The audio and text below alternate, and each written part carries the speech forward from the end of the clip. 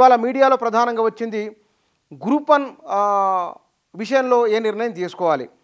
పరీక్షల నిర్వహణలో అస్తవ్యస్తం కావడము, ఆ తర్వాత నిర్వహణలపైనే కోర్టులో కేసు ఉండడము, రెండోది ప్రిలిమినరీ పరీక్ష అయిపోయింది, మరి దాన్ని అట్లే ఉంచాలనా, మొత్తము ఖాళీలను రాష్ట్ర వ్యాప్తంగా ఉన్న గ్రూప్ 1 పోస్టులో ఖాళీలు ఏమున్నాయో ఖాళీలను గుర్తించి వాటికి సంబంధించి నిర్ణయం తీసుకోవాలనా, ఇట్లాంటి అంశాలపైన టీఎస్పీఎస్సీ సీరియస్గా ఆలోచన చేస్తూ ఉన్నది.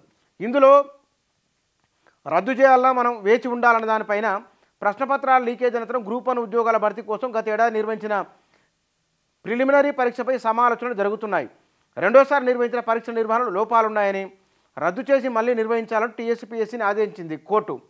ఈ తీర్పుపైన ఇంకా ఏ నిర్ణయం తీసుకోలేదు. ఈ విషయంలో ప్రభుత్వం ఎట్లా చెప్తే అట్లా వినాలి అనే ఆలోచనతో ఉన్నట్టు తెలుస్తున్నది.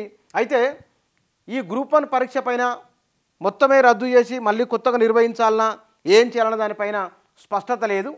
అయితే ప్రభుత్వము ఏమంటుందో, న్యాయ నిపుణులు ఏమంటారో వారి సలహా తీసుకొని ముందుకెళ్లాలని భావిస్తున్నారు. హైకోర్టు ఆదేశాల మేరకు పరీక్ష రద్దు చేసి ముందుకు వెళ్ళాలా, లేదా తీర్పు వచ్చే వరకు వేచి ఉండాలా, ఎంత టైం పడుతుందో తెలియదు. తీర్పు వచ్చే వరకు కొత్తగా గుర్తించే ఖాళీలతో తాజాగా మరో గ్రూప్ 1 నోటిఫికేషన్ వేయడమా, లేదా పాత నోటిఫికేషన్కు అదనంగా చేర్చడమా అనే విషయంపై నిర్ణయం వెలువడాల్సి ఉంది. 2011లో ఇచ్చిన గ్రూప్ 1 నోటిఫికేషన్పై న్యాయ వివాదాలు తలెత్తడంతో తీవ్ర జాప్యం జరిగింది. ఆ నియామకాలు 2018లో పూర్తి అయ్యాయి. తాజాగా వివిధ విభాగాల్లోని అదనపు ఖాళీలు గుర్తించిన తర్వాత ప్రభుత్వం నుంచి వచ్చే ప్రతిపాదనల వివరాలను టీఎస్పీఎస్సీ రోస్టర్ పాయింట్లు, రిజర్వేషన్లు, సర్వీసు నిబంధనలు, విద్యార్హతలు అన్నీ పరిశీలించిన తర్వాతే నోటిఫికేషన్ ఇచ్చే విషయమై తుది నిర్ణయం తీసుకునే అవకాశం ఉంది.